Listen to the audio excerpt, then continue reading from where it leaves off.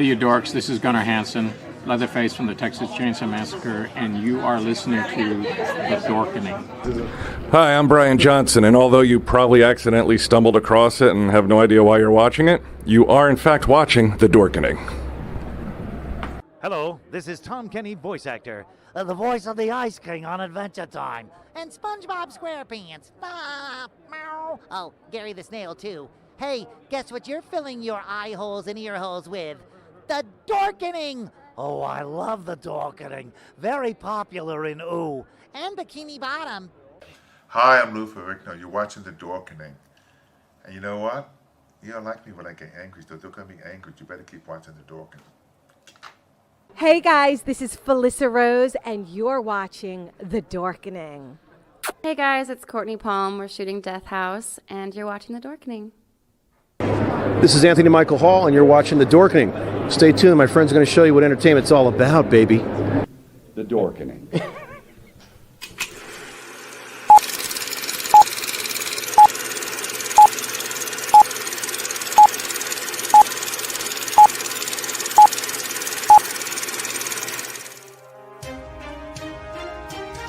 The Dorkening and all affiliated shows are not intended for anyone under the age of 18.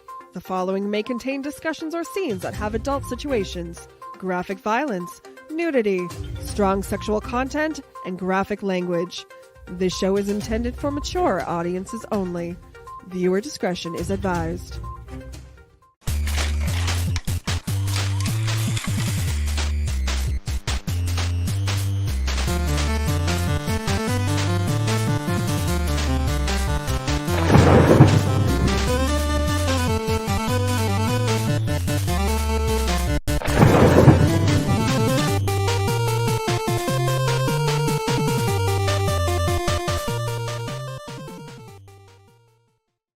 Rise and shine, my sinners. When Father Evil starts his day, he gets a little deadly. Deadly Grounds coffee has the richest, smoothest flavor you'll find anywhere. It's sinfully delicious. Once you go deadly, you never go back. Order yours at getdeadly.com. Coffee's so good, it's scary.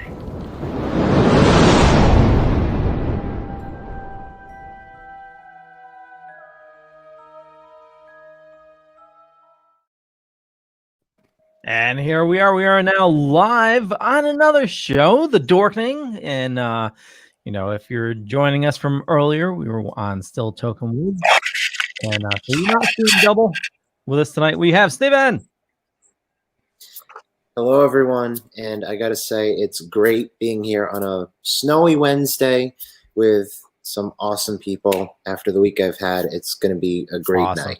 Yeah, we're getting a bit of snow. I before the show, I went down to go see my wife, and it was so adorable. We live on top of a hill, and she's just having the entertainment of watching people get stuck on the hill. It's hilarious. Chris. Hey, how's it going? Good. How are you? Doing well. For those that may not know you, why don't you introduce yourself? I'm Chris. I do the Boobs, Blood, and Badasses podcast on the Dorkening Network. Might be starting a new one related to Spectacular Spider-Man, so nothing to do with horror. And I do a 13-year-old radio show called Radio of Horror. And a dozen other podcasts too, but Radio of Horror, 13 years. Very cool. And we have Rich, also known as the CT Joker. Why don't you introduce yourself, sir? How you doing, guys? Thanks. First of all, thanks for having me tonight. I really appreciate it. Getting my technology all getting sized up here correctly. I am the former co-host of the Clowns of Cosplay podcast, and I have been a cosplayer since the 90s, predominantly the Joker. And I'm glad to be here. Thanks for having me, guys. Great to have you. So we're going to be talking about a bunch of stuff tonight, and but first, let's. What are you guys watching? What's piqued your interest lately? Would like to jump into that. Brand new stuff. Anything? What are you watching right now? I just finished the final season of Sabrina to get ready for the new season to start. I just heard that's the final season coming up. Yeah, we don't need it to go 15 seasons like Supernatural. I mean, I know people are upset at the final season and Netflix canceled stuff, but really, the comic book took forever to get made. It took forever to come out. I mean, it's sludged through 8 issues. Yeah. I mean, we got 4 seasons out of a show that's only 8 issues long, and I know there's a big difference between the two. One's very demonic and satanic and horrific, and the other one's like light, cheeky, fun, in a Riverdale set type of way. But no, I mean, I've enjoyed it. I know there's certain witch friends of mine don't like it for reasons, but I think it's a fun show. You know what I mean? Yeah, I've been watching it myself. I'm on season 2, so I need to get caught up. Yeah. Yeah, it's an awesome show. Absolutely. And I just got done banging out all the bonus material and a bunch of stuff on the Last Starfighter Arrow release that came out in October. Nice. I still need to get that. It's $17. It was $17.99 for a few minutes. Like probably a flash sale. Catherine Mary Stewart posted that it's $19.99 right now. So, but that's still not that bad, and it's an amazing movie. So it's the classic movie, not a reboot. No, no. This is the original film. It's got 2 commentaries on there. One with Lance Guest and his son Nick Guest. The director commentary from the original Blu-ray, and then brand new bonus material, like looking into the film and interviews with a whole bunch of people they couldn't get before, plus all the carryovers from the original Blu-ray release. Oh wow! Nice. Louis Gossett Jr. Great movie. Now, is this? No, Louis Gossett Jr. wasn't in The Last Starfighter. Was it? He wasn't the alien. No, that was Halloween 3 and RoboCop. Yeah. No. Oh, you're thinking of. I know the movie you're thinking of. He's thinking of my enemy with Yes. Yeah. Sorry. I get it because of the fact they're both brown-skinned aliens. But yeah, no, it was. That's not to be offensive, but the aliens are reptilian brown skin. But Gerg or Kurg or whatever the co-pilot is in The Last Starfighter. Yeah, that's the old man who wanted to murder children on Halloween. Oh wow! All right, my nerd mistake right away. The one that does that clap to what's his name? Bravo! What are you gonna do now? Okay, so Last Starfighter, it is $19.99 right now. Is that 4K? Yes, I'm watching it. I watched it on my roommate's TV. He's got a much better TV than I do. I have a decent 4K TV, but he has a effing phenomenally large 4K 2020 TV, and it looks so clear. Okay, I'm adding it to my cart right now. Like there's a scene where you can see Lance was shaving and there's like a cut on his neck, but like the next scene he doesn't have the cut anymore, but it's like that prominent. It's kind of like watching like most Amazon Prime shows are in 4K. So if you watch something like I watched Jack Ryan, when John Krasinski just got out of the shower or something like that because his face is so flush and every pore in his skin is prominent in 4K. What about you, Rich? Anything you're watching right about, Well, I was just rewatching, which I mentioned to you, and right before I got on here, the 2nd season of the Harley Quinn animated show. Yes. Which I think is just hilarious.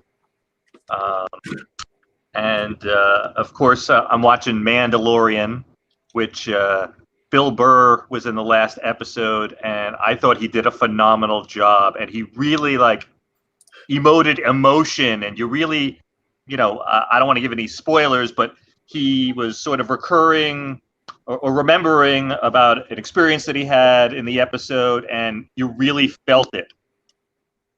And I saw everyone else shaking their head, so I'm assuming you guys have seen it too. Oh yeah. Well, yeah. Leo, can you throw up that picture I sent to the group this morning? I'll find it. Okay. Which picture was it? The one of Bill in the action figure. Okay, yeah, I'll find it and I'll post it up.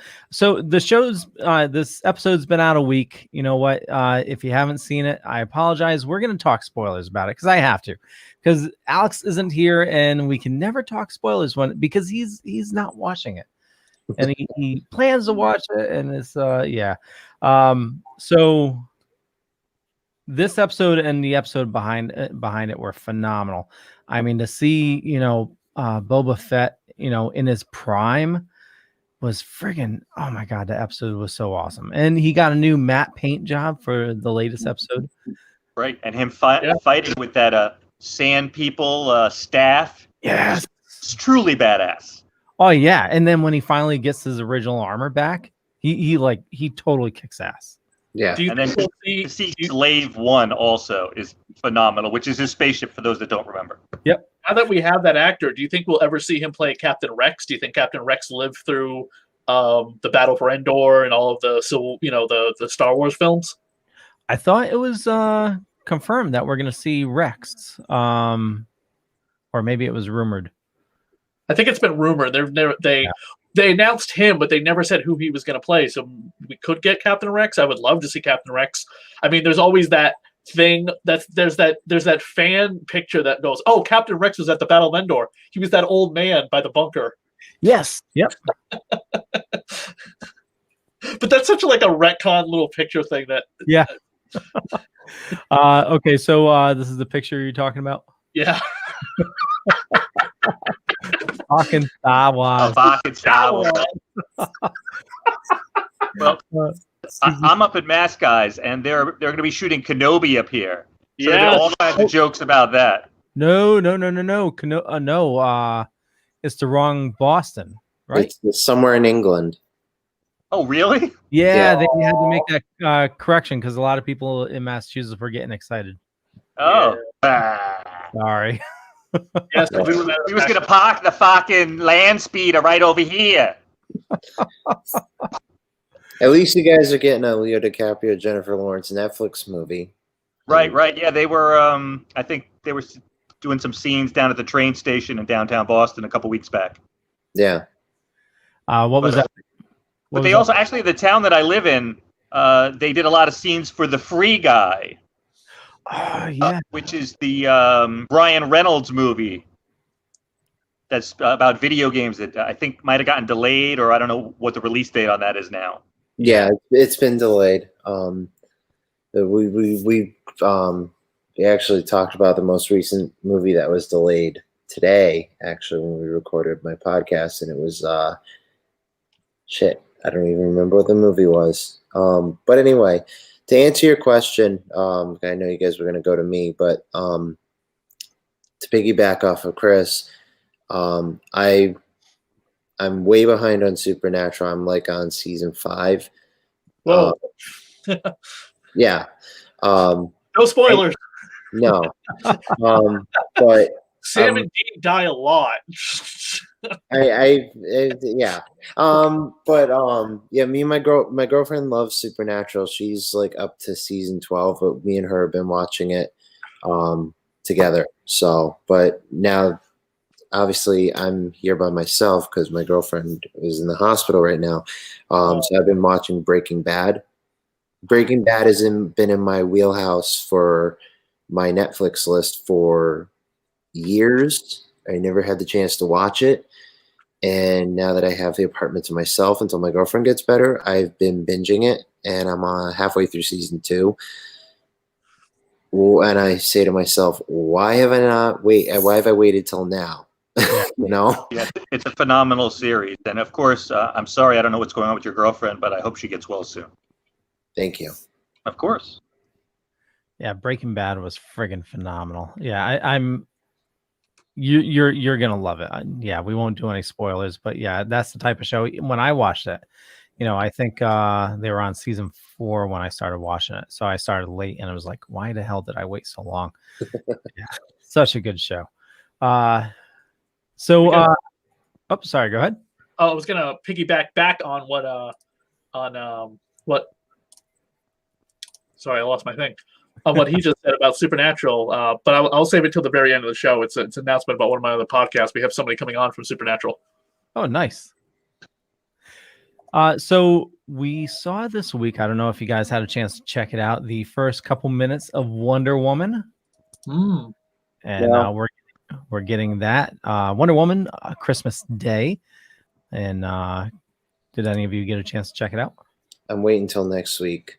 I don't want to spoil myself. I want to wait till next week. Really? Yeah. I mean, I can spoil myself on Reddit. until the cows come home like you do, but I don't want to see like the first 5 minutes. I want to like see it. It's not really the first 5 minutes. It's just like the first like 2 minutes, and then it goes into an extended trailer. It's so pretty much they just show little Diana.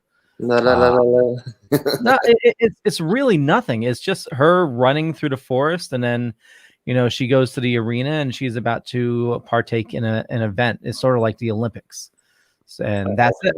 It stops right there. It just says her, I think her mother, or no, her trainer gives her a warning about the event, and then it goes right into the trailer.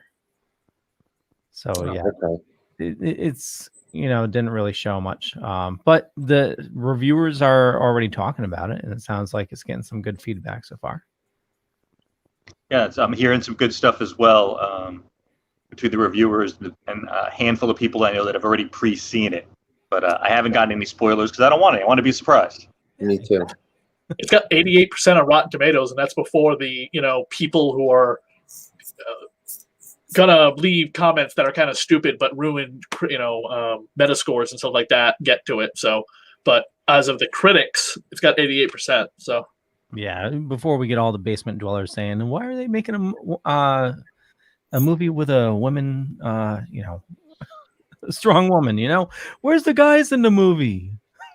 Well, does anybody feel a little weird about I can't think of what the actress name that's playing Cheetah, but she's a comedian. Yeah, the little bit that I saw in the trailer, personally, I wasn't impressed. I mean, everyone uses the Heath Ledger argument because he won the Academy Award posthumous, but it's like, okay, that works that one time.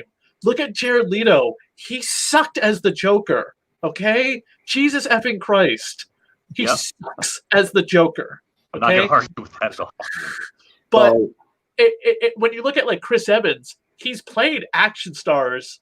Yes, they're kind of goofy, but he still played action stars. So playing Captain America wasn't that much of a stretch.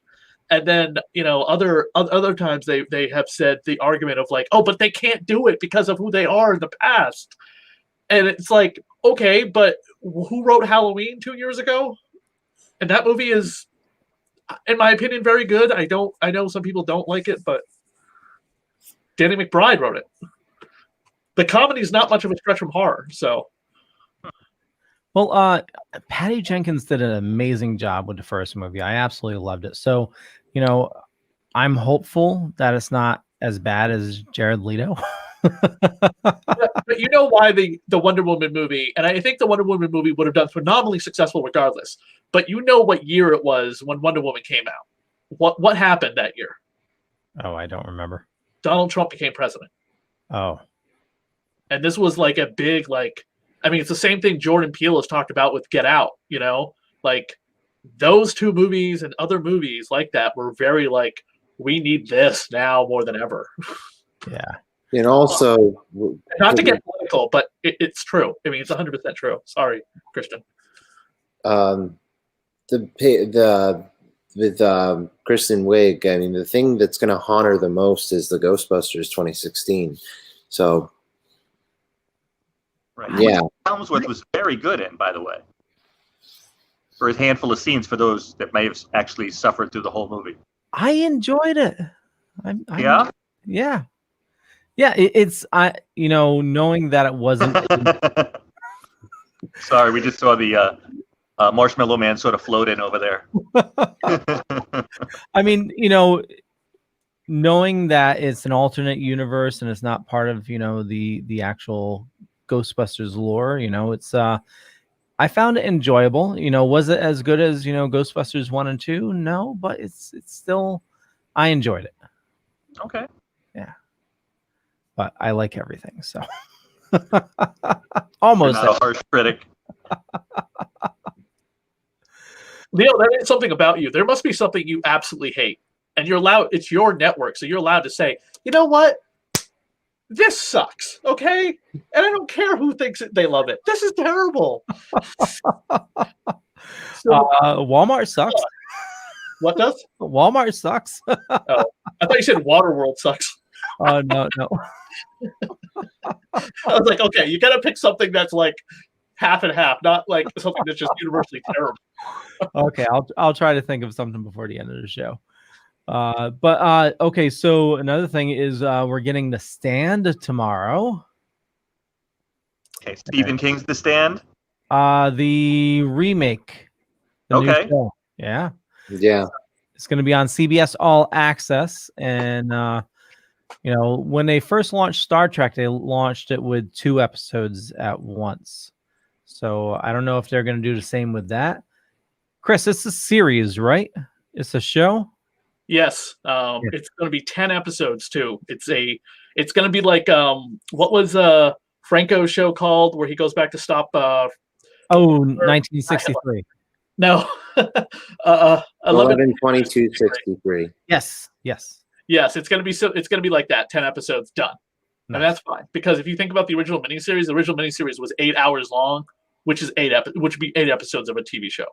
Yeah. So are they going to do it like Picard, release an episode every week?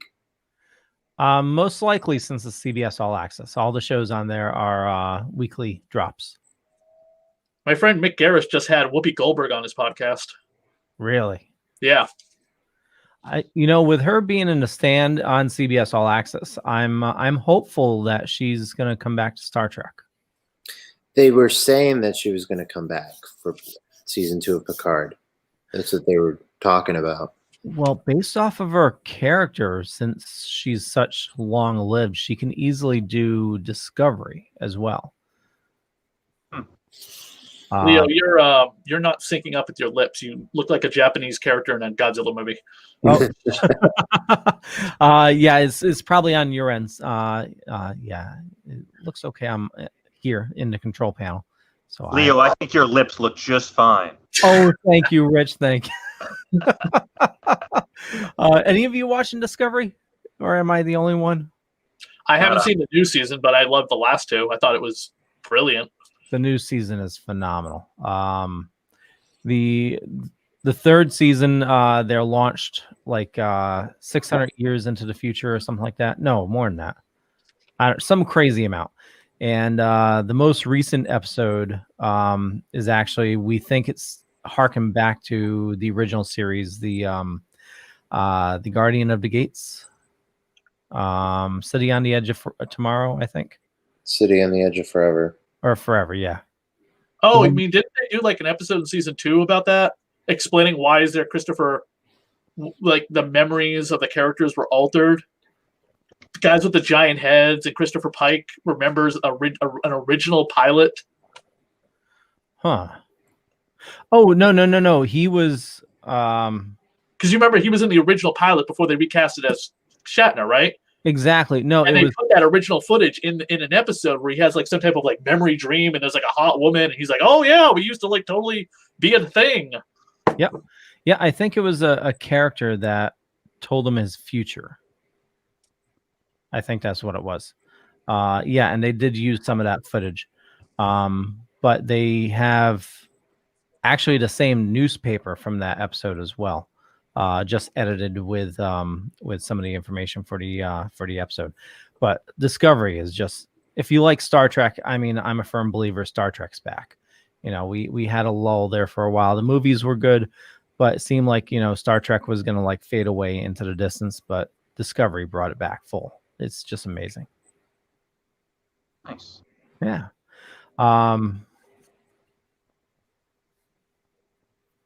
We have some sequels and reboots coming out. Chris, I know you didn't see my notes, but did you see Night Court is getting a sequel? As long as John Williams does did John Williams do the music for Night Court, or was it the People's Court? The People's Court, I believe. Oh, okay. I screwed my joke up. Yeah. Now then, is Richard Mall and Marsha Warfield, are they still around? Mall is dead. Yeah, I think Marsha's around.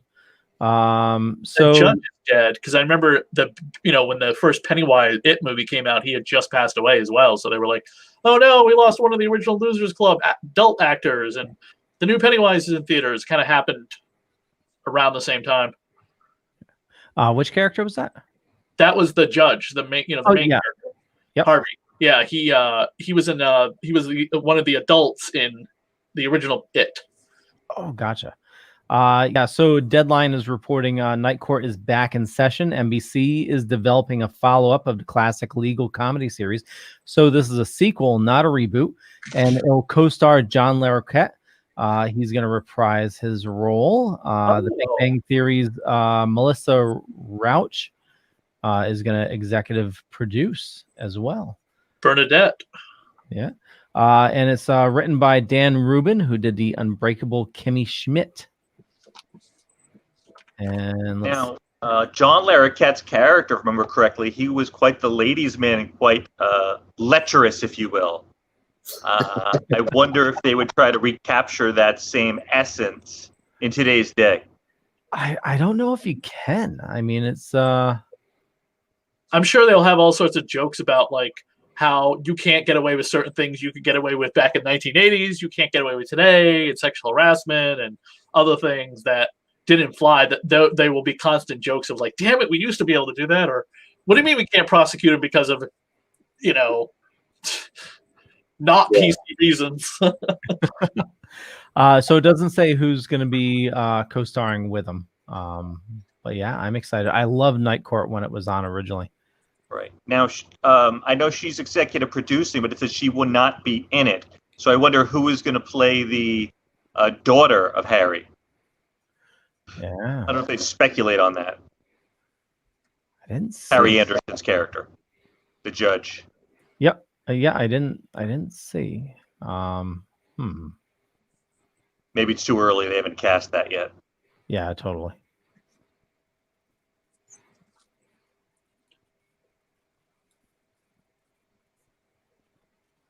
Yeah, not seeing it. Well, it's exciting though that it's a sequel and not a reboot. Unlike Revenge of the Nerds is getting a reboot. I just listened to the Revenge of the Nerds Movie Minute podcast because I do a Movie Minute podcast on vampire stuff, and they're coming up on the most uncomfortable part of that movie. And which is that? There's a lot of uncomfortable parts in that movie. It's right here. It's been a long time since I've seen that movie. You're gonna have to refresh us a little bit. So one of the nerds puts on a Darth Vader costume. Now her boyfriends and tricks her into having sex with him. Right. Which is not okay today. No. Yeah, it really wasn't okay back then either. So we just laughed. By the way, speaking of Revenge of the Nerds and going back to Supernatural, Booger from Revenge of the Nerds plays Metatron on Supernatural, the character that was played by Alan Rickman in the Dogma movie, the voice of God. Okay. Not much of a spoiler, as that's not really a spoiler for what you got coming up, Christian. Steven. So Seth MacFarlane is going to be taking care of the reboot for Revenge of the Nerds. Right. And I thought I read something about the I don't know that the Lucas brothers. They're going to be partial writers and also in it, and they can be very funny. Now where are they from? 22 Jump Street. There we go. And they're both stand-ups too. Lucas brothers. Wait, I thought the 22 Jump Street guys were the Lego people who did Spider-Verse. Or am I mixing my comedians up? No, they had scene-stealing roles in 22 Jump Street. Yeah, so they didn't write it. But it's going to be co-written by Alex Rubin, who is from The Twilight Zone, Key and Peele, and Rick and Morty. So that's going to be... It's got some definitely comedic potential. Oh, totally. A lot of adult humor there. Yeah, Rick and Morty. You guys are watching Rick and Morty? No. I'm not into the pickles. Yeah, I definitely urge you to check it out. It's if you like Back to the Future, there's a lot of it's I definitely recommend you check it out. Okay. Yeah. Did you guys hear about Tom Cruise's Meltdown? Yeah, So Go ahead, 2007. Well, his meltdown he had, I think it was this week. Mm-hmm. Yeah, Rich, did you listen to it? Yeah, I actually heard it this morning on the radio, and it's the most I've liked him in years for doing that, because he's right. You know, you have to, you know, everything's going up. You know, to me, this is not a political issue. This is a medical issue. Yep. And everyone's numbers are spiking up here in Massachusetts, going through the roof. And I can't tell you how many people I see with their noses out or with their things on the chin. And, you know, I just throw up my hands. So for him to really like yell at everyone and say, hey, you're costing yourself jobs. You're costing people that haven't worked in months to, you know, not be able to pay their mortgage, you know, just cut it out. And I mean, he was screaming, but effective. And I think he got his point across. And so technically this wouldn't be an actor temper tantrum. This is just him speaking his mind.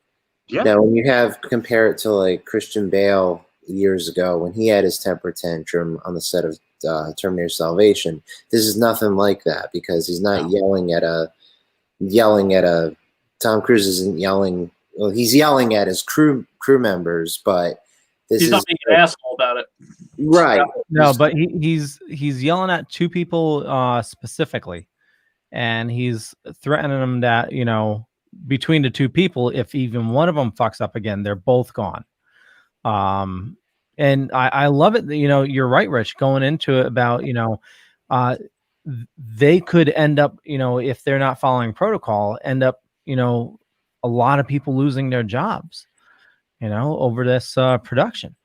And, you know, not only safety. And what I find crazy is a Scientologist is being, and not to get political, but a Scientologist is being not as crazy as like a lot of these people that think, you know, oh, it's a hoax and everything. It's just, it's just the world has gone upside down. Unfortunately. Yeah, but if anybody gets a chance, definitely find it. The audio is out there, and it's like a 2-minute rant. You know, really going off on these guys, and yeah, I think it was great. I agree with you. Yeah, it didn't feel it wasn't ego driven. It was hey, this is business. We're in a business, and even like he said in the rant, people are looking at them, you know, because they're, you know, one of the few people that are actually doing movies now, and they want to learn and do it correctly in this new era, because we're looking at, you know, all the top medical experts are saying we're not going to be out of this till, you know, late summer, early fall. Yeah. You know, if everyone complies and does what they're supposed to do. Yep. Yeah, and we know that's not going to happen because, you know, unfortunately, people, you know, there's a lot of people that are not going to take the vaccine. You know, so it's probably going to be extended, which is crazy, but it is what it is. Total. Yeah. Yeah. I know not too many of you are gamers. I know Steven is. CyberPunk was released this week. Wow, this game. Boy, he just came alive. Look at that. Well, they made this game for 8 years, and 8 years. Wow. Oh, so longer than Alien Colonial Marines or Duke Nukem Forever? Okay. And for people who had Xbox Ones or PS4s, they had really bad issues with this game, and they're issuing refunds to people. This is fresh in my mind because I just talked about it this morning when I recorded my podcast again. Actually, as of probably a couple hours ago, they put halt on the refunds. Damn. Yeah. So yeah, like Steven said, you know, they've been working on this game forever. It was supposed to come out earlier in the year, and it got pushed back again. And delay after delay after delay, and even there's like a 1 terabyte update. And yeah, you can, even the customizations in your character are ridiculous. I mean, what game can you have your character customize you can customize your characters downstairs, you know? It's just crazy. The stuff you can, I haven't played it. I'm more focused on my Nintendo Switch. I've been playing Skyrim for days on end. But yeah, this is one of those games like I don't care about, but I know about because we've been talking about the flaws of this game before it launched. So I'm well aware of this game. Well, one of the things is they didn't release review copies of the console versions up until like a day before it came out. Right. So nobody had a chance to see it before it got released. And the people that got to review it, they couldn't use footage. They had to use the footage from the trailer. It's because the people that made it knew it was fucked up. And they didn't want people focusing on like a glitch of your character fucking up in the map or something like that, or flipping around and all that stuff, or the bulge of your character hanging out or something like that. They didn't want you to focus on that. They just wanted you to use footage that was already released, which is kind of a bad thing if you're reviewing something. You know, they're like, in hindsight, you want to use footage that you already captured, not footage that's been out for a year. So one of the main things is I was watching somebody test it on PC, and they were using a high-end system with a brand new like $800 video card, and they could not run it maxed out. They had to do like medium settings, and you know, for a PC to be like that, and for it to be, you know, some people are saying it's unplayable on the PS4, but it is playable. It's just very glitchy. You really need a PS5 in order to play it well. If you can get it, troll. Fuck you, Steven. Rich, if you do you have a PS5? Is that what's going on here? No. I've been trying to get one for a while, and it's for. We keep posting the links when it's like, it's gonna be live in 5 minutes. 5 minutes. Oh. Walmart, Best Buy, Sony's actual fucking website too. By the way, today we were both posting about it. It's like, nope, you're in a queue. Guess what? It's all out. Yeah. I told Leo, hey, you know what? Why don't you go to the store tomorrow? You'll have easy luck at like Target or Walmart, which have to stay open. You'll get one with no lines. There'll be nobody there. Don't have to worry about people not even wearing masks. Actually, so Walmart, if you go into a Walmart, chances are you won't be able to get one. There's somebody wrote instructions online. You have to use like BrickSeek and see if your Walmart even has any. And if they do, they said you have to go in, you have to ask for a manager. I'm not going to be a Karen about it. I'm not going to, you know. I will say, and I meant you're going to be like, I know you have a PS5. There's flip out videos of people freaking out at a Walmart employee because, you know, they have their phone. I know you have one. It's there somewhere. Give me a damn PS5. I will say this. I mentioned this in the group chat that there is a guy on Twitter called Wario64. If you follow him, he's always up to the letter on updates on the PS5 and the Xbox Series X's. So for those of you listening when this audio comes out or watching this right now, if you are on Twitter, follow this guy. And if you're hell-bent on creation looking for a PS5, follow this guy. He's on point. So yeah, but the thing is, you know, try like if it's being released at Walmart, like if they're releasing stock. So Rich, so what happened is they released limited stock, and you know, Walmart is notorious for this. They haven't really set their website up to protect itself against bots. So literally, they'll release stock, and under 2 seconds, gone. It's absolutely insane.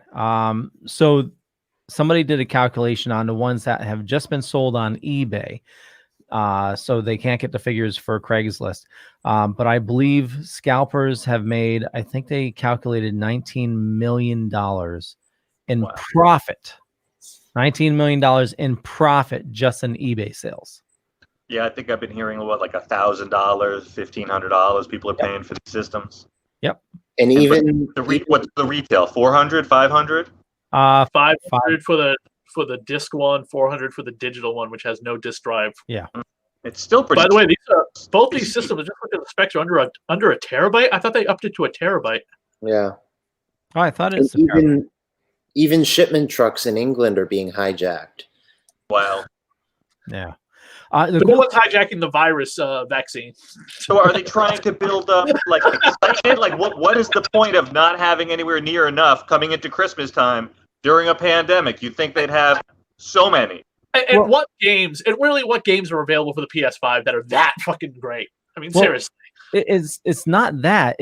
I mean, there's only like 5 release titles, but it actually enhances the current games. Like there's some games like Days Gone, which actually you do get a graphical enhancement and also a speed enhancement as well.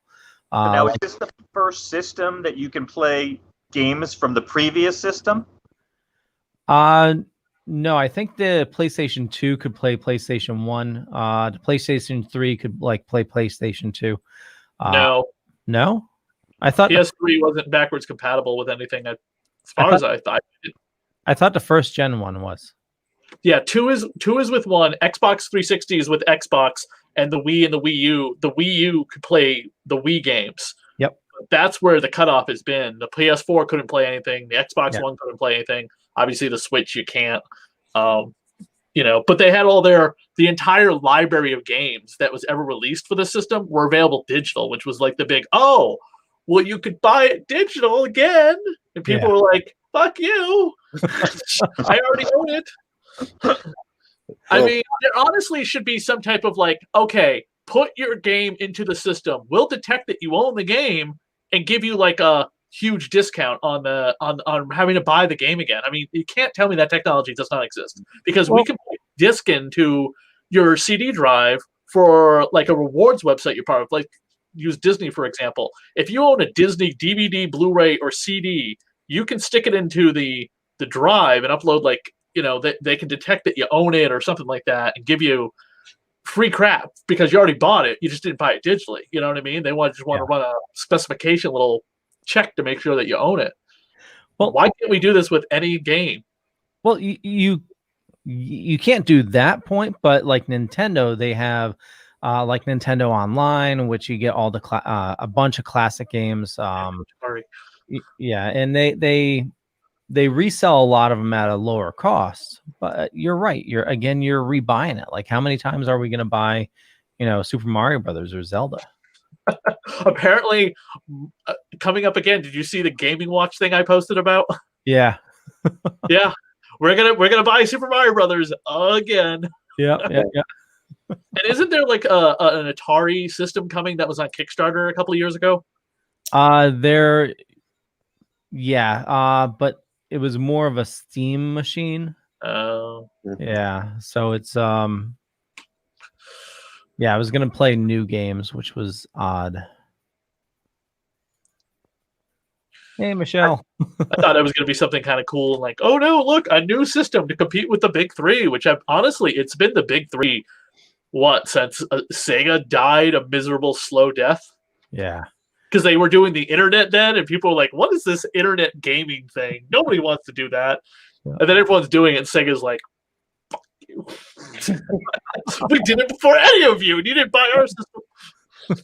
Well, I know there's a big war at PlayStation 4, PlayStation, Xbox.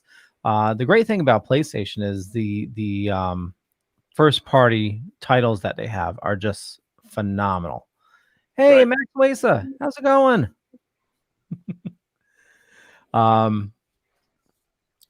Who has a PS4 here? Yeah, Steve, no.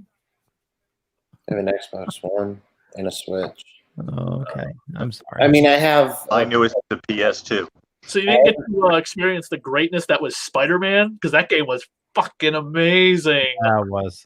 I mean, I have a PS2. I have a GameCube. I have the older consoles too. Spider-Man was just the shit, and I was so happy that it was it was just so good. Okay, Spider-Man is good, but did you play Ghost of Tsushima? No, I bought the King. Okay, speaking of games to buy again, I bought the Kingdom Hearts 10-pack because it was $14.99 on sale. So you got 10 goddamn Kingdom Hearts games for $15. Oh wow! Check out Ghost of Tsushima. Easily, I'd have to say it's actually up for Game of the Year. I don't think it won, but yeah, it goes. No, it was Last of Us 2 that won. Which one? Last of Us 2. Yeah, Ghost of Tsushima is friggin' phenomenal. You play a samurai warrior. I like Hubert. Oh, I'm watching a documentary right now that you could watch on Prime for free. It's kind of like VH1's I Love the 80s, I Love the 90s documentaries they did in the early 2000s. But this is year by year from 1980 up to 2015 of video games. Oh, it's like High Score, right? Was that the name of it? I think it's High It's Score. a bunch of like commentators. They make jokes talking about, and in 1985, this is when video games finally came back from nearly dying with the Nintendo Entertainment System. Or 1989, The Wizard came out and it debuted Super Mario Brothers 3. Yeah. Wait, no. High Score is on CBS All Access. Oh, okay, yeah. And they also do like funny things like these are things that should have been video games, or these are the lost games you forgot about, or these are the babes of the video games of 1988. And they like Samus or Princess Toadstool or the brothers from, Dungeon Dragon. They're not just doing just the hot chicks that are in video games, but they also do like the bros of video games. Yeah. And I just noticed what Max said. Happy holidays to you as well. And to everybody watching. The only other story I had on my list was looks like Beta Ray Bill is getting a new series that's going to kick off after Thor. Was it Love and Thunder? Is that it? Movie, yeah. His own comic book series or his actual own Disney Plus show? No, actual comic book series. Oh no, King in Black. It's actually after the series King in Black. Oh, okay. So Beta Ray Bill recently showed up in because Donny Cates is become the new golden child of Marvel. So he's like writing everything that is selling at Marvel. You know what I mean? He's written Thanos, he's written Silver Surfer, he's writing Venom, he's writing Thor. It's like he's writing 5 goddamn books right now. Because he's also writing The King in Black. And Beta Ray Bill showed up in the Thor book because Thor is now the Herald of Galactus. He's the Herald of Thunder. And he was like, what the hell, brother? You're not supposed to be with Galactus. Let me show you the ways of Asgard once again. And he's like, oh, you mean my Asgard? Because I'm King Thor now, and you're just you're just the horse that my father gave a hammer to. And that was the last we kind of saw him. But I've only read the first 6 issues of the King Thor Herald of Galactus story. So I don't know what's happening with Beta Ray Bill coming up. But yeah, he's around. But Stormbreaker was destroyed by Thor to make a point. Oh, wow. Being like, I take it away because I'm God now. I'm the Odin's. I'm no longer the Odin's son. I'm the High Father. Everything comes to me because Odin's dead again. And I'm also the Herald of Galactus, and I have premonitions of a future coming where Thanos has Mjolnir with the Infinity Gems and all this other tech, and the Marvel zombies are his army. Wow. Yeah, I was like, is that a story Donny Cates is building up to? Because that would be awesome. Thanos leads the Marvel zombies. So you seem pretty up on it. Does he still have the ship, the Scuttlebutt? Beta Ray Bill. Yeah. I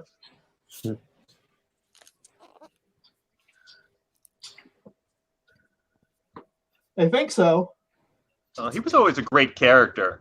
This one.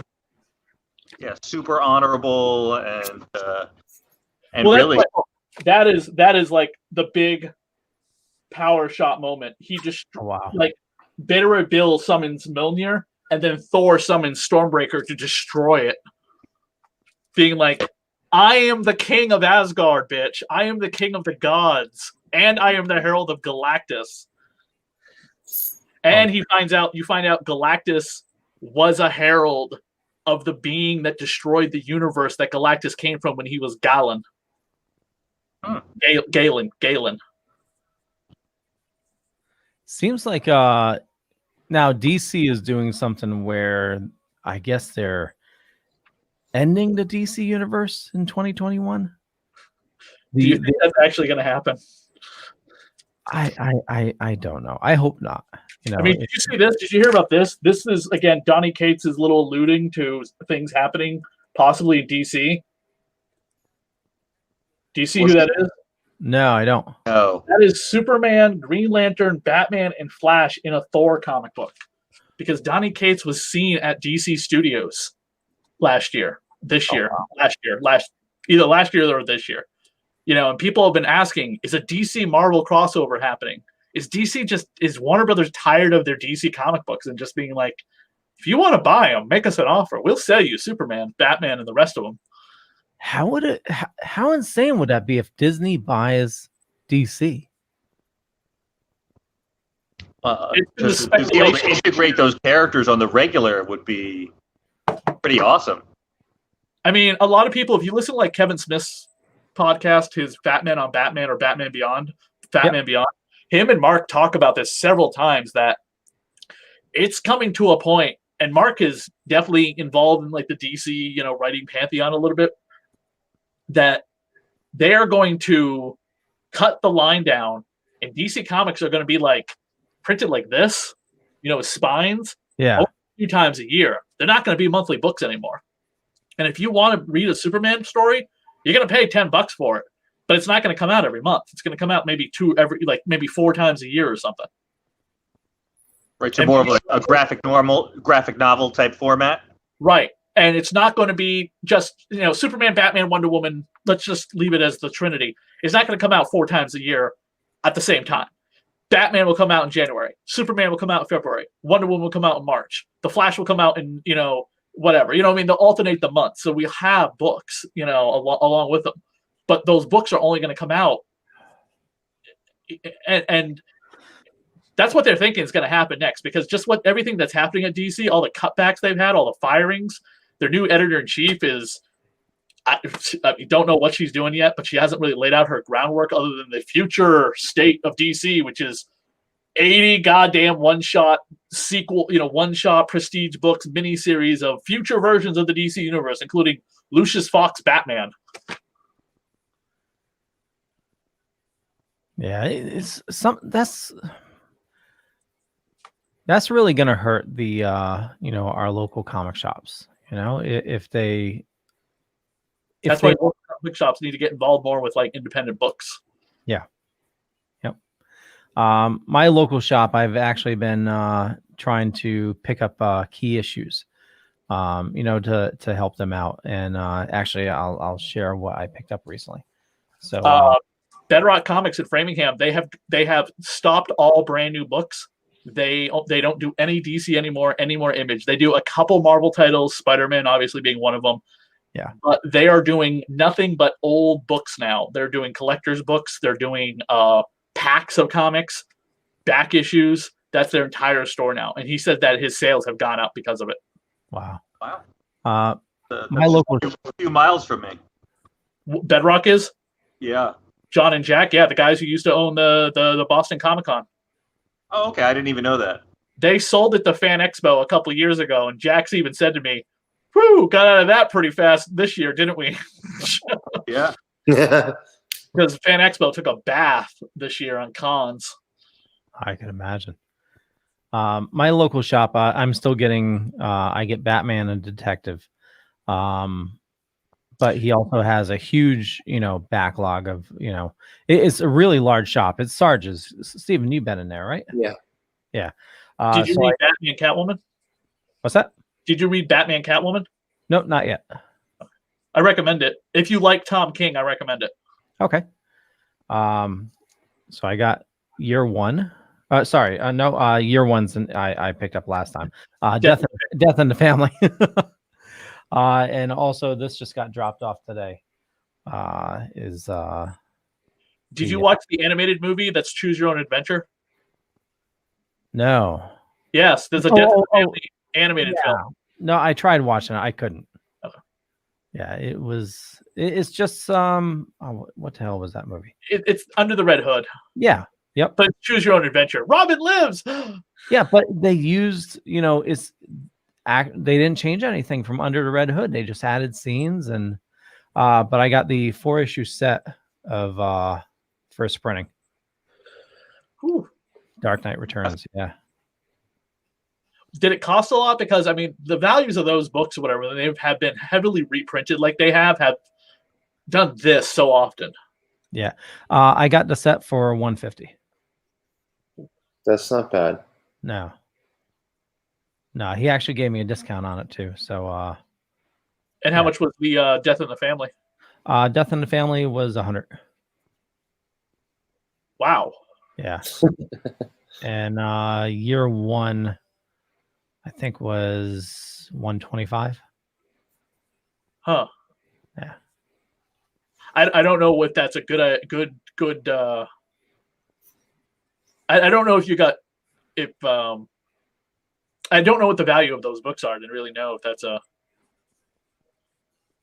Well, I know year one I paid a little extra for than I saw it online, but I've mainly been doing this is to help them out. It's I'm just picking up old sets that I've missed out on here and there. Are they mint? They're a really good comic shop. They've been around for a long time. They're small. They're a small business that's. There you go. Yeah, and this is their first printing too. Nice. Yeah, and I'm kind of shocked sometimes. You can still find first printings of Arkham Asylum, and I think that's like one of the best Batman books that still doesn't get talked about that much unless it's connected to the video game because of they based the video game heavily on that graphic novel. But because it's a hardcover for $20 as an original book or whatever, it doesn't have as much value as, let's say, the books that you bought because they're floppies, and the floppies can be damaged a lot easier. But if you got the mint or near mint, that is a pretty good investment. Having just looked up on eBay right now what like a set goes for mint. Yeah. I haven't had a chance to look it over much. It just showed up today. The Put your gloves on when you do. Yeah.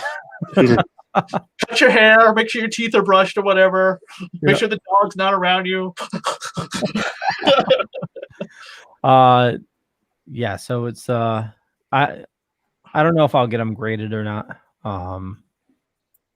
Might be worth it to get them graded.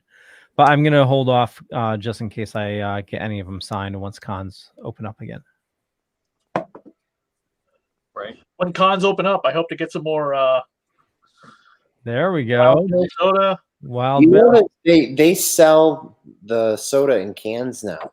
Oh yeah, but nothing beat. I love the can, Steven, but nothing beats just filling this thing to the top with ice and soda.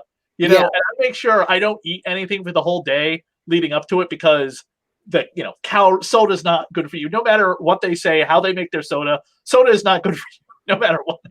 Right. You can make the healthiest cigarette in the world. Cigarettes are still not good for you. But there's nothing like filling this thing with ice and their soda with the pull down and just it's so good. Yeah.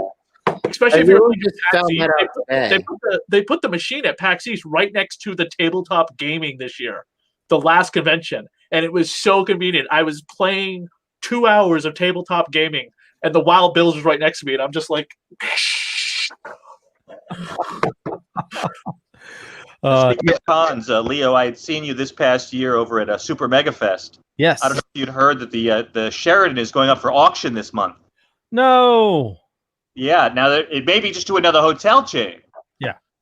But I don't know if you've heard or talked to anybody that runs that convention, if they're planning on doing it next year at the same location or they're going to try to. Any ideas?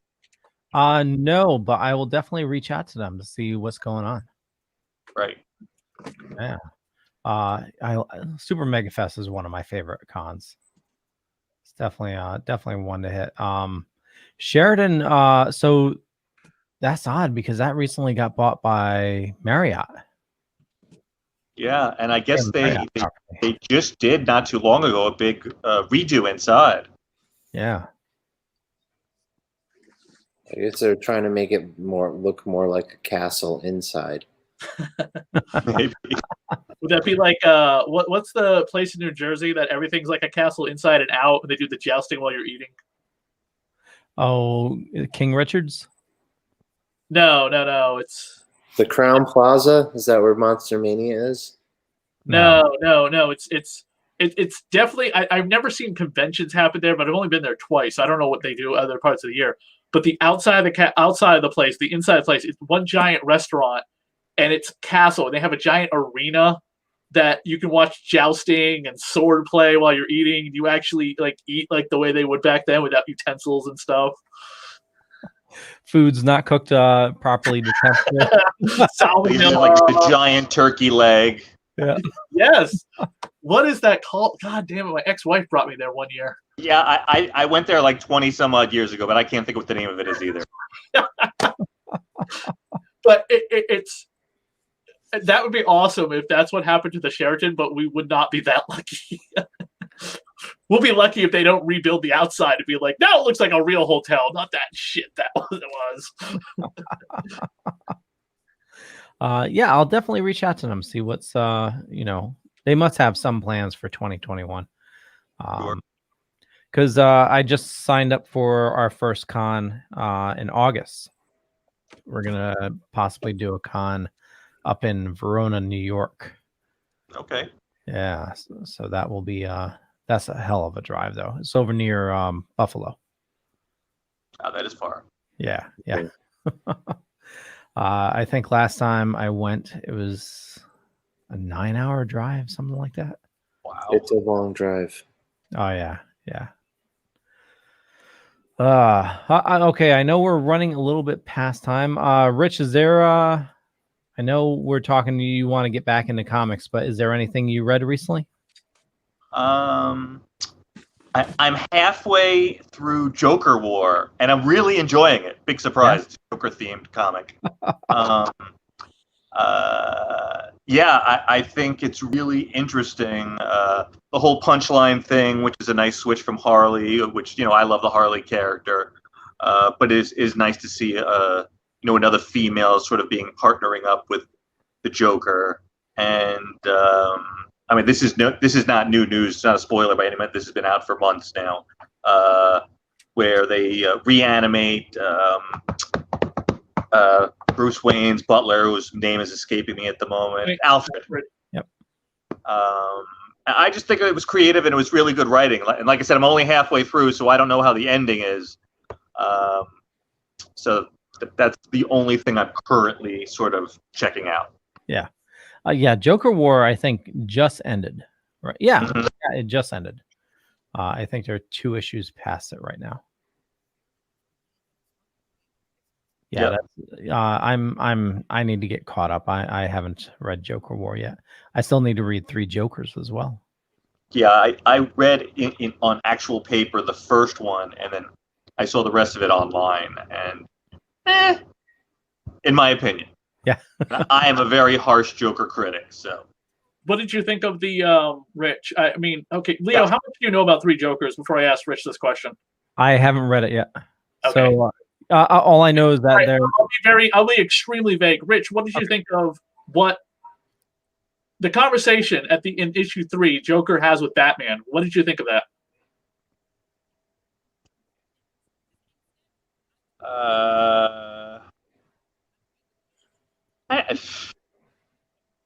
Did you kind of well, you know what? I have a question for you because I'm not even sure. Now, is that supposed to be canon, or is that like a one-shot Elseworld?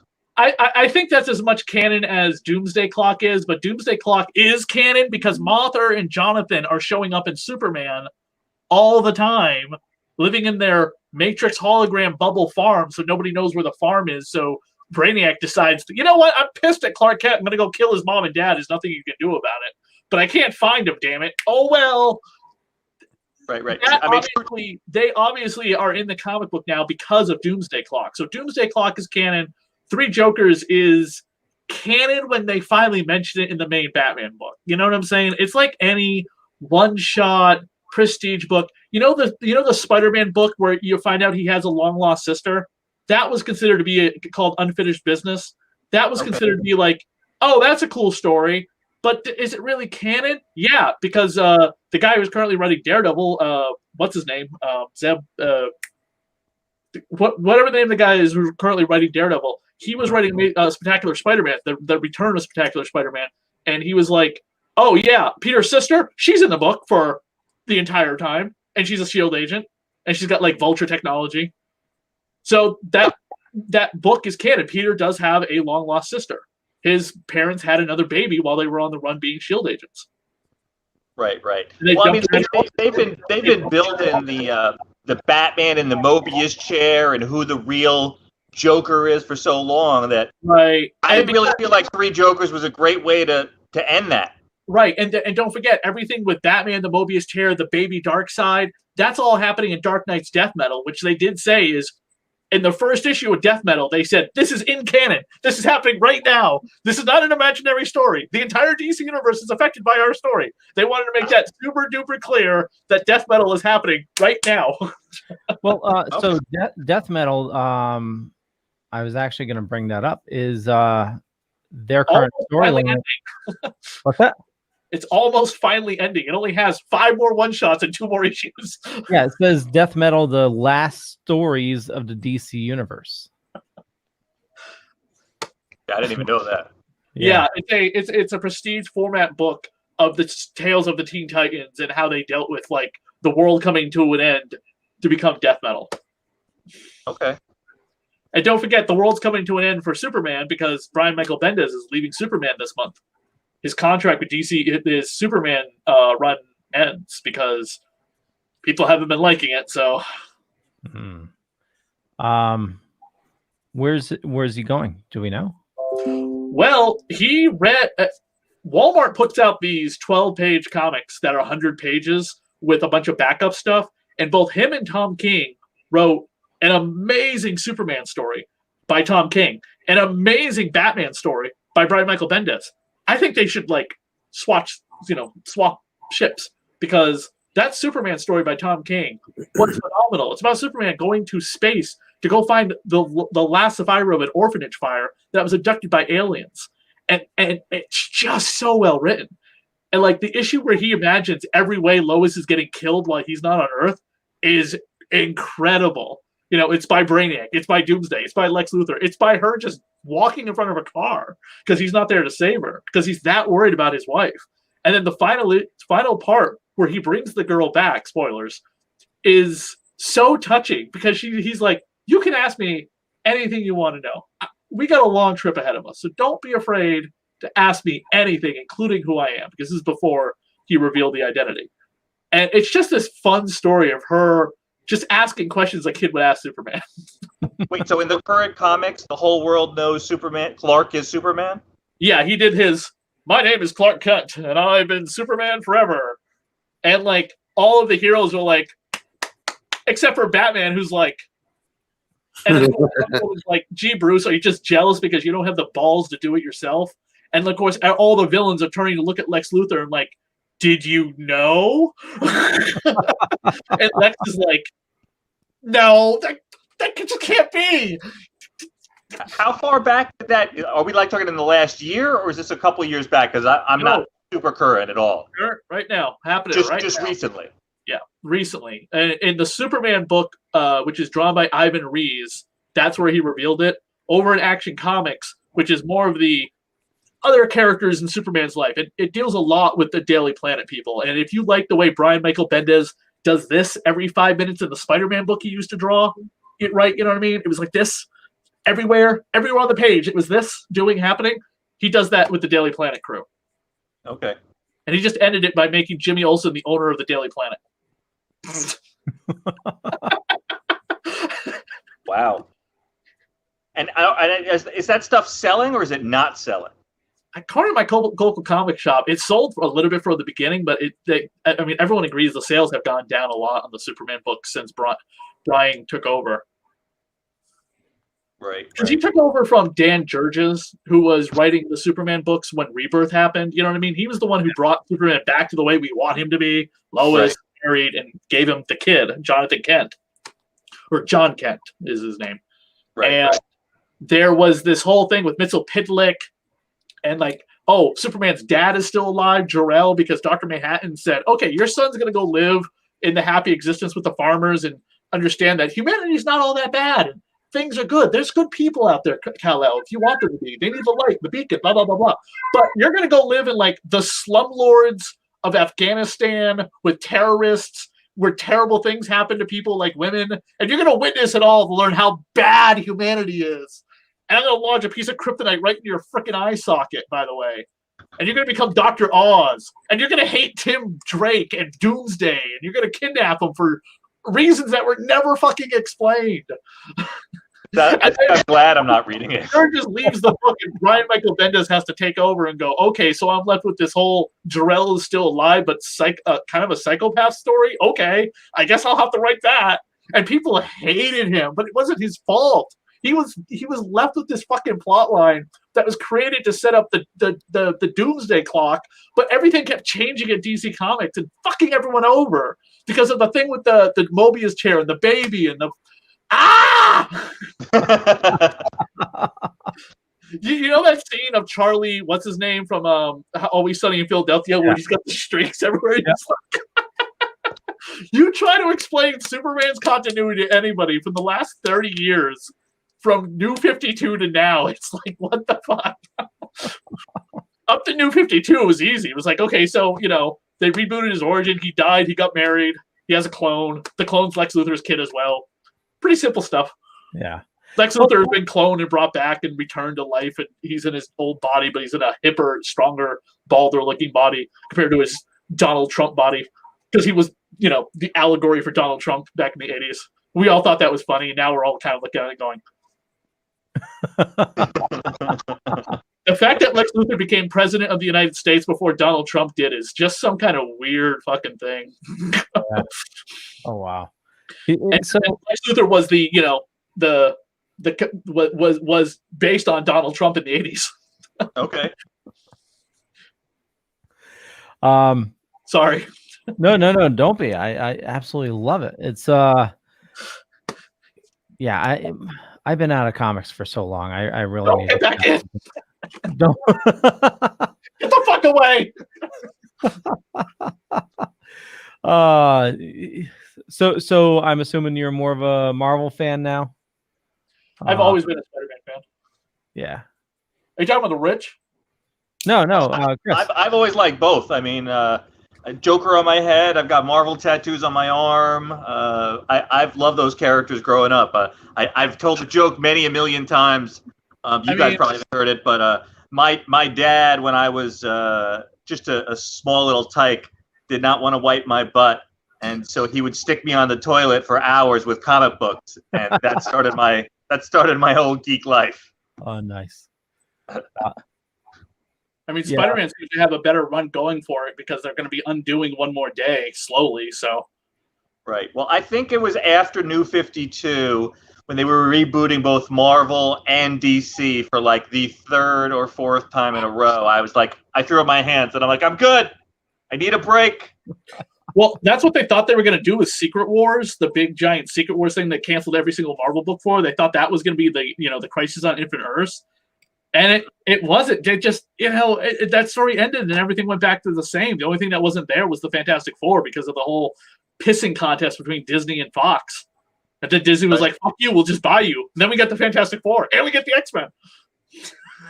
Yeah, so what do we think now with the whole movie version of the Marvel right now? Do we think Kang is going to be the bad guy, the main bad guy? Is it going to be Doom? Is it going to be Galactus? Who's going to be the next super baddie for the next 10, 12 movies? All right, so obviously it's going to be Kang and Ant-Man 3. Ant-Man and the Wasp Quantumania. Yeah, right, which is a hilarious name considering the last how many times they said quantum. But, I like how you like that, yeah. So, go ahead, Steven, and I got something I need to throw in there. No, it's fine. So I think it's just going to be like a 1-2 punch of villains, like Rich was saying. So it'll be Kang. Obviously, it's been announced as Kang and Ant-Man and the Wasp Quantumania. Then it's going to be Doctor Doom and Fantastic Four. And then whenever they hit their eponymous with that big finale movie they're going to have to cap off, it's going to be Galactus. Galactus seems like small potatoes to a guy who destroyed half of the entire known life in everything to a guy who just eats planets. Yeah. Well, with everything is going to be, with Multiverse of Madness and everything. I watched a breakdown video and it showed some awesome stuff out of the trailer for the new what the hell is it? What's the show coming out in 2 weeks? 3 weeks. Yes. WandaVision. Where the baddie is going to be Mephisto. Oh, that's exciting. Yeah. Is he going to be played by Peter Fonda again? Oh, wait, Peter's dead, right? Henry Fonda. Who played him in Ghost Rider? Mephistopheles. Oh, fancy named. I'll find out. I think it was Peter Fonda. It was Peter? Okay. Yeah, so they point to a lot of definitely check out some of the breakdown videos. They definitely tear it apart, and even one scene where there's an outline of somebody that's like coming through the force field there. But yeah, it's the show looks awesome. Rich, have you seen the trailers for WandaVision? I have, and I got to be honest, I'm a little confused by it. I mean, I sort of get the concept, but it's like, are they going with comedy? What's going on exactly? Well, everything you just said. It's supposed to be. I mean, if you know anything about Wanda, she, her kids were like the hands of some demon, and then she was supposed to forget about it until one day, lounging at the pool, the Wasp was like, "Hey, by the way, what about your kids?" Oh, right, we're not supposed to talk about your demonic kids. Right. Stupid me. And then and that triggered her to be like, comics, wasn't Agatha Harkness sort of her her guide or her and she'd been dead for a long time, being kept alive by Wanda because the Avengers go to her house, and she's like, the Avengers go to the house that Wanda was living in, and it's a Norman Bates thing. Agatha Harkness is just like this mummified remains, and they think she's been dead for a long time and then just been kept alive by chaos magic, which Doctor Strange is like, I know every form of magic in the universe. There's no such thing as chaos magic, which was basically Brian Michael Bendis again being like, ha ha ha, and every fan of the Marvel universe being like, that's not true. That's impossible. Because everyone hated that he killed off Hawkeye, he killed off Scott Lang, he killed off Jack of Hearts, because who the fuck cares? He killed off the original Vision, which, by the way, the current Vision right now in comics is still just a childlike copy. He's not the original Vision. She-Hulk. You're the Human Torch, you mean? The Invader's Human Torch Vision? No. So Kang the Conqueror and Immortus in Avengers Forever re-separated them into two people to make fans happy. Thank you, Kurt Busiek, writer of Marvels. So the breakdown video, it looks like rather than her splitting the universe, she's trapped in some bubble along with a bunch of other people, but she's like creating the universe within that bubble. Right. Kat Denning is one of them, right? Yeah. Kat Denning and Photon, the original, the first female Captain Marvel, the black woman. What's her name? Monica Rambeau. Yes, Monica Rambeau. That's right. Yeah, but she was also in the Captain Marvel. Well, the other Captain, the most recent Captain Marvel movie. They had Monica Rambeau. Right. But it seemed like they were setting up her daughter to be. Oh, well, that was Monica. The daughter was Monica. Her mom. Okay, the daughter was Monica. The mother was just Monica's mother, I guess. Yeah. So they were putting her in the age that she should be in order for like in the the 2000s for her. Well, technically, I guess 2024. If you think about the 5-year jump that the Avenger movies do, so she should be in her 34, 44 maybe by the time WandaVision comes around. Right. Leonard says WandaVision leads to a live-action House of M. Not in the slate that they listed last week. That's for sure. Yeah, that was. I know you guys weren't on last week. What do you think of that slate? It's interesting they're doing Secret Invasion because Secret Invasion is all about the Skrulls infiltrating people, and it's like, well, the Skrulls seem to be like the good guys, and the Skrulls are kind of like what was that movie with Will Smith? He teams up with a troll cop. Oh, the fairy one, right? Yeah, it was on Netflix. Blight. Yep. So Right. the Skrulls remind me of the trolls in Blight in a lot of ways. They're supposed to be like the refugees from a country that doesn't want them anymore. Yeah. So we're supposed to take pity on them. So they're actually good guys, not the scummy, rapist, mind controlling, manipulative aliens we've always known them to be. Right. I don't see how Secret Invasion is going to work unless you're going to tell me, okay, so there's good Skrulls and bad Skrulls. The good Skrulls are led by, Mads Malinsky. The bad Skrulls are characters we haven't seen yet. Yeah. Right. And then will we have Super Skrull? That'd be awesome. Not just Super Skrull. I want Hulkling and Wiccan. Okay. Yeah, Teddy and whatever Wiccan's really. I don't know Wiccan's really. Well, between now and then, with all the series and so much stuff coming out. So we're going from WandaVision. WandaVision goes into Doctor Strange. Doctor Strange goes into Spider-Man. The belief is that obviously Benedict Cumberbatch is going to be in WandaVision, so maybe like she does go completely nuts. Maybe Leonard's House of M happens in WandaVision in a way, and then Strange shows up and is like, no, bad Wanda. Knocks her out, takes her back into his movie, and that's why she's his apprentice in his movie. Maybe she needs help, serious help. And like Tony Stark, Captain America, they're not magic users. You know what I mean? She should have gone to Doctor Strange the whole time, and Strange's like, I know magic. I was a jackass, but now I'm better. I'm going to help you, and I'm going to train you to be a better person, Wanda, so you can one day take over for me. And they have to deal with the multiverse of madness together, which would be kind of cool. Yeah. They say in one of the scenes from the new trailer, it actually shows her back with Avengers 2, where she was found. There's like a glimpse of her back in that cell. And they were thinking that maybe they're going to retcon that, where before they weren't able to talk about mutants, and they think they'll retcon mutants into that scene. Possibly. They would have to rewrite her because they didn't write her as a mutant. They wrote her that she's Inhuman. She's what? In the movies, they wrote her as Inhuman. In the comic books, they also had to turn them into Inhumans because of the whole Marvel Fox pissing contest thing, and they're no longer the kids of Magneto again, which is like the third time.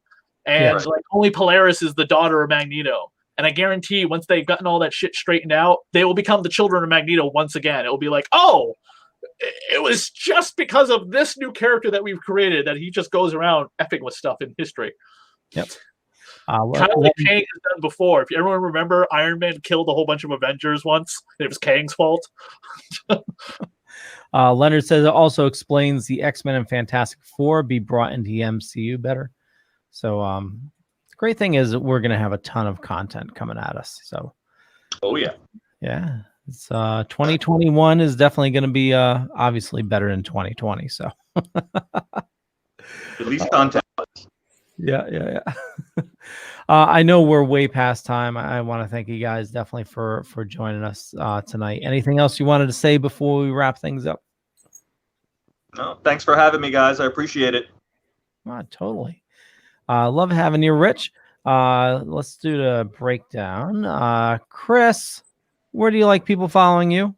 We don't have a new episode of the podcast for the Dorkening Network coming up yet due to I've got some stuff going on and hearing and Ro as well. She's kind of trapped in Florida right now with a whole bunch of, if you know anything that's going on in Florida. So with Radio of Horror, we have one of my other podcasts is going to have Kim Rhodes on Supernatural Creatures and Lore with me and Mel Heflin. She was Sheriff Jody Mills on Supernatural. Nice. And Friday, we have a huge 80s sci-fi guest coming up, which I can't announce just yet because I'm working on a couple other things that Leo is aware of.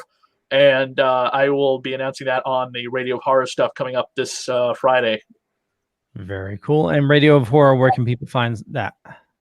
Sunday nights, 10 to midnight. We just actually had, who did we just have? Stephen Van Sampson on the show with us from the Retro with Octopus. Thank you. And his new book you can buy at the Rough House Publishing. So yeah, he was just on the show with us talking about that. Very cool. And since this is a good place to put it, we want to start a new show with the Dorkening Network, not horror related. It'd be Spider-Man related, but we need a dedicated co-host to do it because we have the issues available to review, but we will be doing a podcast about the Sal Buscema run of Spectacular Spider-Man. Why that run? Because it's dark and it's awesome. If you've ever read it before, the writers Jerry Conway and J.M.D. Mateus were phenomenal when they wrote that stuff. Very cool. So we're looking for a co-host for it. Rich, where do you like people following you? I really don't have any projects or anything I've really got going. Obviously, you and I, Leo, are speaking about a possible thing for 2021. So just for having me, you may see me again soon. Steven. So you can always find me here on the Wednesday show or Tuesday show. I think Leo was trying to switch the days. We're keeping it Wednesday. We also do it. Dorkening is staying on Wednesday.